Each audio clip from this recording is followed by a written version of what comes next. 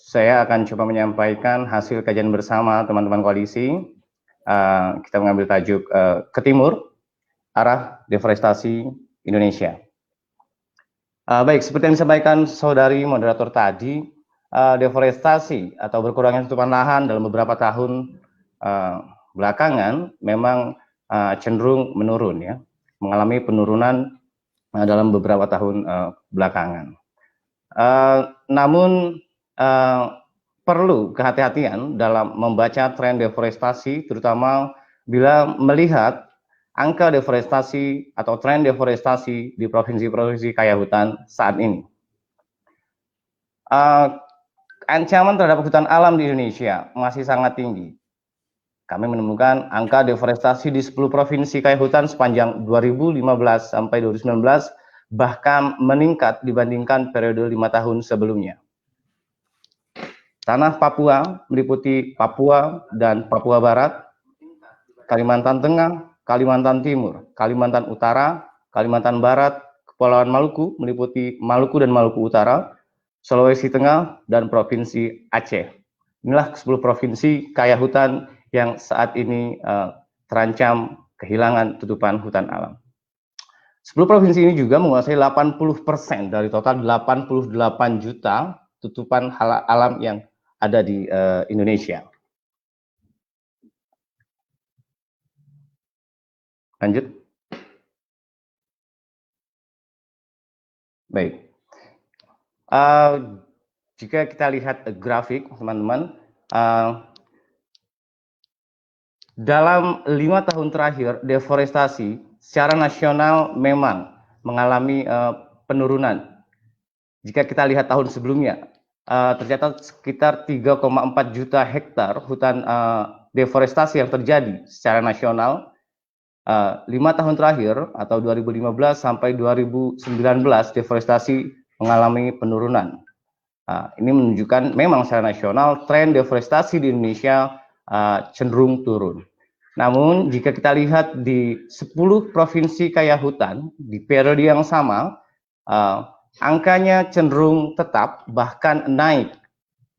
Kita lihat 2010 sampai 2014 ada 1,8 juta hektar deforestasi yang disumbang oleh 10 provinsi kaya hutan, dan naik di 2015 sampai 2019 menjadi 1,8 juta hektar. Nah, grafik ini menunjukkan bahwa secara nasional memang trennya menurun, tapi kalau kita lihat, kita filter di dalam 10 provinsi yang saya sebutkan tadi, grafiknya cenderung cenderung naik, ya. Jika kita lihat grafik persentase kontribusi deforestasi tahunan, bahkan 10 provinsi kaya hutan sejak 2011 dibanding dengan 24 provinsi lainnya itu memang terjadi pemisahan grafik yang sangat-sangat signifikan. Kontribusi 10 provinsi kaya hutan cenderung menanjak secara drastis sejak 2011 dan menurun tajam untuk 24 provinsi lainnya. Namun di luar daftar provinsi kaya hutan seperti Riau dan Jambi misalnya, sebagai contoh, angka deforestasi di periode yang sama 2015 sampai 2019 merosot tajam dibanding periode 5 tahun sebelumnya. Laju deforestasi di Riau menukik hingga 81% dari sekitar 887.000 hektar hutan di 5 tahun sebelumnya, atau sekitar berkurang merosot sekitar 700-an ribu. Begitu juga provinsi Jambi, gitu ya. Jadi memang kalau kita lihat di luar 10 provinsi kaya hutan, provinsi-provinsi yang dulu termasuk memiliki hutan yang luas, 5 tahun belakangan memang trennya cenderung turun dibanding 10 provinsi kaya hutan yang yang tersisa saat ini. Lanjut. Ya. Jika kita lihat juga di dalam 10 provinsi kaya hutan ini sepanjang 2015 sampai 2019 separuh lebih dari deforestasi di 10 provinsi kaya hutan ini memang disumbang oleh Kalimantan Tengah berdasarkan luas deforestasinya. Ada Kalimantan Timur, ada Kalimantan Barat, Papua, dan Sulawesi Tengah. Namun jika kita cermati lebih jauh, jika dibandingkan dengan periode 2010 dan 2014, lonjakan laju deforestasi 5 tahun terakhir terjadi paling besar di Maluku, Maluku Utara, Papua Barat, Sulawesi Tengah, dan Papua, gitu ya. Jadi kalau luasnya didominasi oleh Kalimantan, masih beberapa provinsi di Kalimantan, tapi kalau kita lihat tren lonjakan 5 tahunan, ternyata provinsi-provinsi yang melonjak itu cenderung bergeser dari hutan di wilayah barat ke timur Indonesia.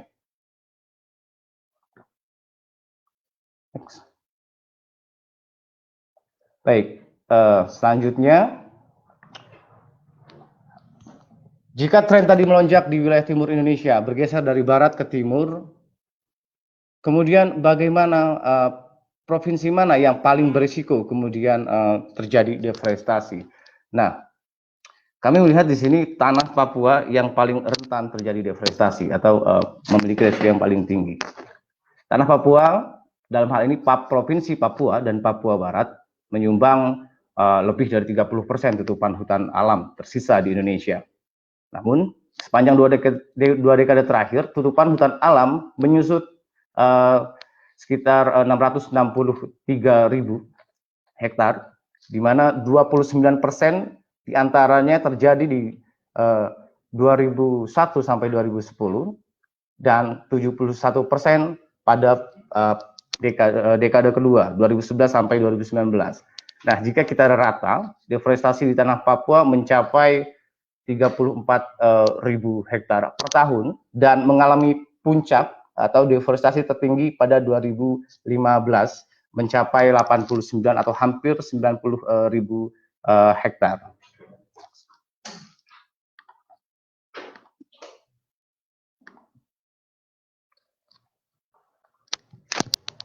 Oke,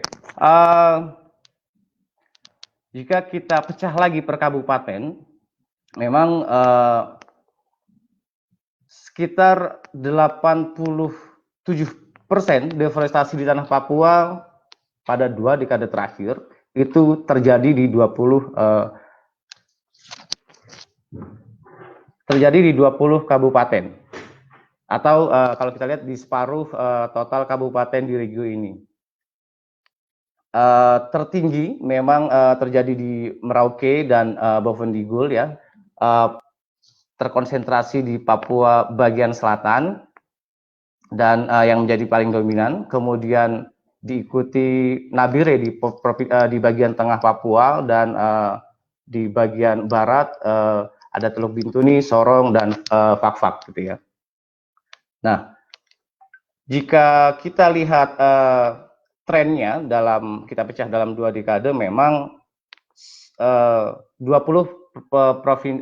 kabupaten ini menunjukkan adanya peningkatan deforestasi yang seragam gitu ya. Artinya semua kabupaten mengalami peningkatan deforestasi dari dekade pertama ke dekade kedua gitu. Nah,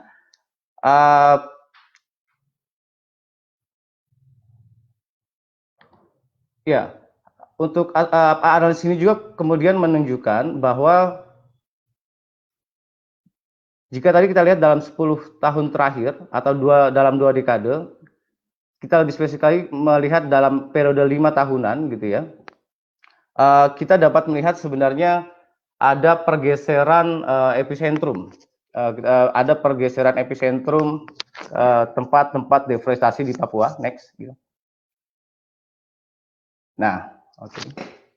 Nah, ini periode 5 tahunan. Di periode pertama misalnya di 2001 sampai 2005, pemuncak atau wilayah yang paling masif terdeforestasi dapat kita lihat ada Bovendigul di sana, disusul Teluk Bintuni, Kaimana, dan Mimika gitu ya. Dan kemudian ketika periode 2006 sampai 2010 belum ada perubahan wilayah yang paling tinggi masih Bovendigul, namun untuk wilayah-wilayah lain itu mulai masuk atau naik menjadi wilayah deforestasi baru. Ada Sorong, kemudian ada Jayapura, dan ada dan tetap untuk Mimika gitu ya. Jadi memang ada dibanding periode 2001-2005, di 2006-2010 itu ada dua kabupaten baru yang menjadi epicentrum deforestasi. Nah, di periode ketiga atau 2011-2015 terlihat adanya perubahan atau pergeseran pemuncak penyumbang deforestasi tertinggi yang sebelumnya didominasi oleh Bovendigul. Kali ini Merauke naik ya, merangsek naik menggantikan Bovendigul. Kemudian ada Sorong, ada Mimika dan Nabire. Nah, kemudian di periode terakhir periode paling akhir 2016 sampai 2019 Merauke masih menjadi kabupaten yang tertinggi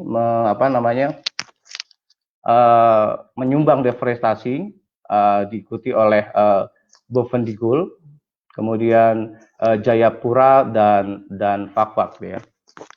Sorong dan Fakfak. Next. Baik. Jika tadi kita lihat deforestasi berdasarkan beberapa periode dan kita lihat berdasarkan tren di masing-masing kabupaten, ada epicentrum, ada perubahan-perubahan dominasi deforestasi. Kali ini kita lihat deforestasi jika kita dibagi per rezim Menteri Pengelola Hutan seperti itu ya. Memang deforestasi kemudian mulai meninggi jika kita lihat di grafik. Deforestasi mulai meninggi pada era Presiden SBY ya, baik saat MS Ka'ban menjadi Menteri Kehutanan pada periode pertama maupun ketika Zulkifli Hasan menjadi Menteri Kehutanan pada periode kedua presidennya. Akan tetapi deforestasi paling tinggi justru terjadi di era Siti Nurbaya gitu ya, di mana angka deforestasi ini hampir mencapai 300.000 hektar seperti itu.